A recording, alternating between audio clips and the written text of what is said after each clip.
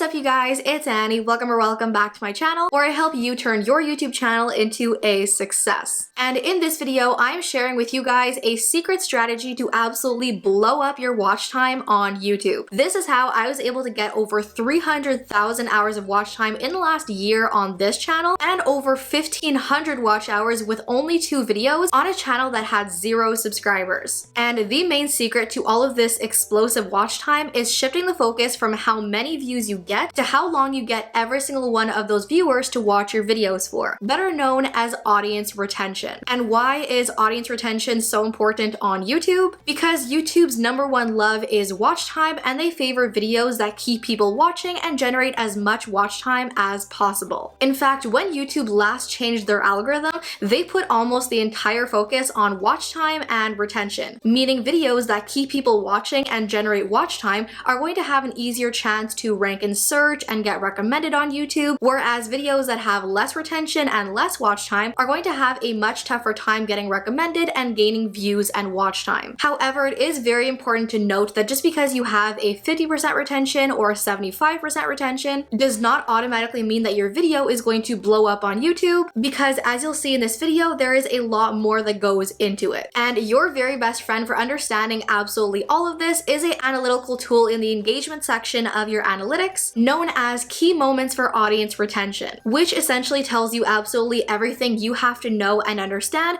about what is contributing to a higher or lower retention and more or less watch time on your videos. And within these analytics and this graph, there are 4 main components it is going to show you that you want to understand and use to your benefit and your video's benefit. The first one of which is called continuous segments. So if when you are looking at these analytics, you see a bubble that says continuous segment, that tells you that within your videos, there's a particular part or multiple parts of your video that are keeping a large majority of your viewers watching, meaning they're not skipping that part, they're not leaving the video at that part, and that part of your video is hooking them and keeping them watching. Which is not only going to tell you this, it's also going to tell the algorithm this. This is a major warning to YouTube's algorithm that a certain part of your video is keeping people watching and needs to be given to more people. So depending on what is happening in your video at that specific time of the content, you may want to make notes on things you can double down on or things you can repeat within other future videos to have even more continuous segments on future uploads. So then you have what is called gradual declines, which according to YouTube is one of the most common ones you will see. And basically what this tells you is that from the beginning to the end of your video,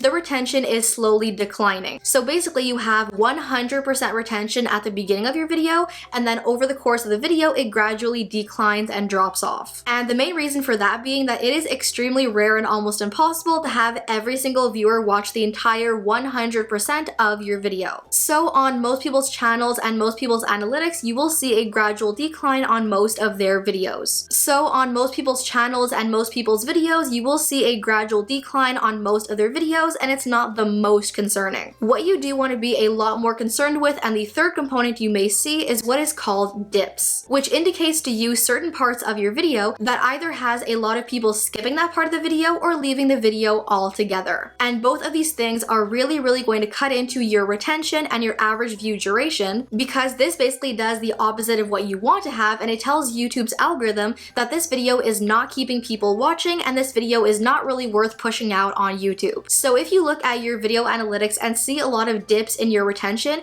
you definitely want to make notes on what is happening at those specific parts of your video that has people either skipping it or leaving the video altogether, so that when you make and upload future videos on your channel, you can avoid these at all costs and have a much better retention. And then on the complete other side of the spectrum, you have what is called spikes, which indicates to the algorithm that certain parts of your video are drawing a lot more interest than others. You could, for example, have a spike if at a certain point in your video, a lot of people are either skipping to that part or rewatching that part. So if, for example, you're doing a 30-day ab challenge and a lot of people want to skip to the before and after or the results, you will likely see a spike at that portion of the video. For example, on the experimental channel I had where I uploaded my experimental video, there was a large spike at a particular part of the fan video because that was a scene that a lot of fans love and wanted to rewatch. And if you have any kind of spikes in your audience retention graph, you most definitely want to make notes of it and what is happening at those points of the video, because spikes are a massive indicator to YouTube that not only is this video keeping people watching,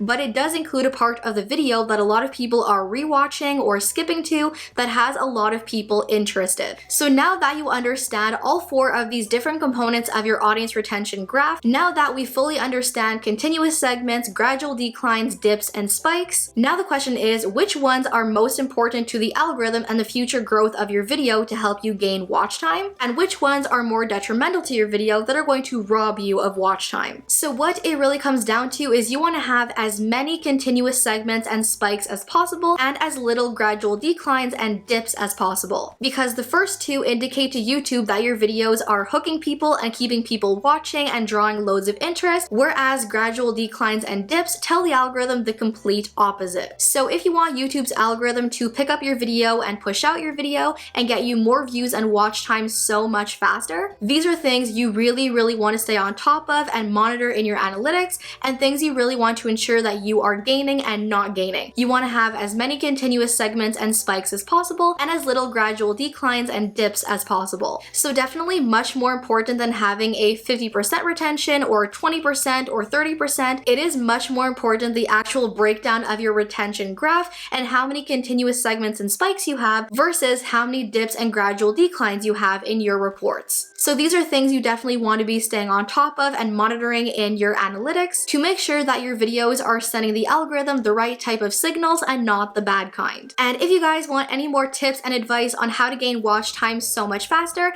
then be sure to check out these videos on my channel for more tips and advice. As always, thank you all so much for watching. I love you all to the moon and back, and I'll see you in my next video. Bye!